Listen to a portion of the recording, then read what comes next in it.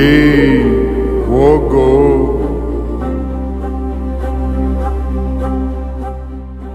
ನನ್ನ ಹೆಸರು ಸುದರ್ಶನ್. ನಾನೊಬ್ಬ ಆಸ್ಪೈರಿಂಗ್ ಫಿಲಮ್ ಮೇಕರ್. ನನ್ನ ಹಾಬಿ ಏನಂದರೆ ಬೆಳಿಗ್ಗೆಯಿಂದ ಸಂಜೆವರೆಗೂ ಆಗೋ ಸನ್ನಿವೇಶಗಳನ್ನ ಬರೆಯೋದು. ಇವತ್ತು ನಡೆದಿದ್ದೇನೆಂದರೆ ಮಾರ್ನಿಂಗ್ ಎದ್ದು ವಾಕಿಂಗ್ ಮುಗಿಸಿ ಕಾಫಿ ಕುಡಿದು ಫ್ರೆಂಡ್ನ ಮೀಟಾಗಿ ಊಟ ಮಾಡಿ ಪ್ರೊಡ್ಯೂಸರ್ನ ಮೀಟ್ ಆಗಕ್ಕಂತ ಹೋದೆ. ಪ್ರೊಡ್ಯೂಸರ್ನ ಮೀಟಾಗಿ ನನ್ನ ಕತೆ ಹೇಳಿದೆ. ಕ್ಲೈಮ್ಯಾಕ್ಸ್ ಚೇಂಜ್ ಮಾಡೋಕ್ಕೆ ಹೇಳಿದ್ರು. ನಾನು ಮಾಡಲ್ಲ ಅಂದೆ. ನೀನು ಮಾಡಲೇಬೇಕು ಅಂತ ಹೇಳಿದ್ರು. ನಾನು ಮಾಡಲ್ಲ ಅಂತ ಹೇಳಿ ನಮ್ಮೂರು ಬಸ್ ಹತ್ತಿ ಇಳಿದು ನಮ್ಮೂರ ಕಡೆ ನಡ್ಕೊಂಡು ಹೋಗ್ತಾ ಇದ್ದೆ.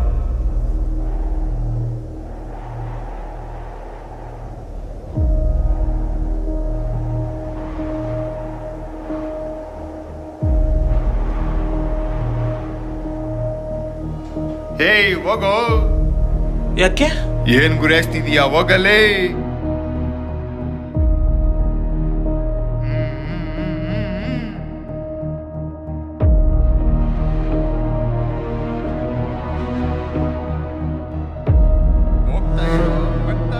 ಇವನು ಯಾಕೆ ಈ ಥರ ಹೇಳ್ದ?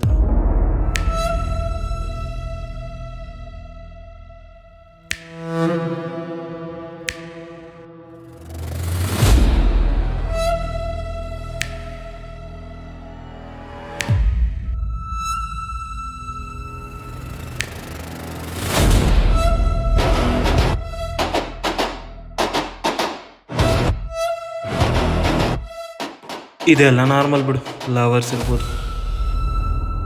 ಬೆಂಗಳೂರಿನ ಹೊರವಲಯದಲ್ಲಿ ಇಂದು ಕಾಲೇಜು ಯುವತಿಯ ಮೇಲೆ ಹಲ್ಲೆ ಮಾಡಿ ರೇಪ್ ಮಾಡಿರುವ ಪ್ರಕರಣ. ಆ ವಿದ್ಯಾರ್ಥಿ ಸ್ಥಳದಲ್ಲೇ ಸಾವು. ಪ್ರದೀಪ್ ಎಂಬ ಕಾಮುಕನನ್ನು ಬಂಧಿಸಿದ ಪೊಲೀಸರು. ಬೆಂಗಳೂರಿನಲ್ಲಿ ದಿನೇ ದಿನೇ ಹೆಚ್ಚಾಗುತ್ತಿರುವ ರೇಪ್ ಪ್ರಕರಣಗಳು. ಪ್ರದೀಪ್ ಎಂಬ ಕಾಮುಕನನ್ನು ವಿಚಾರಿಸುತ್ತಿರುವ ಪೊಲೀಸರು. ಕಾಲೇಜಿಗೆ ಹೋಗುತ್ತಿರುವ ಸಂದರ್ಭ ಟ್ಯಾಟೂ ಸೇಮ್ ಇದೆ. ಈ ಹುಡುಗಿ ಆ ಹುಡುಗಿ ಒಂದೇ ಅಲ್ಲ. ಇವನ ಆರೋಪಿನ ಚಾನ್ಸೇ ಇಲ್ಲ. 100% ಆ ಇಬ್ಬರೇ ಕೇಸ್ನು ಮುಚ್ಚಾಕಿರ್ತಾರೆ. ಮನಿ ಮೇಕ್ಸ್ ಎವ್ರಿಥಿಂಗ್.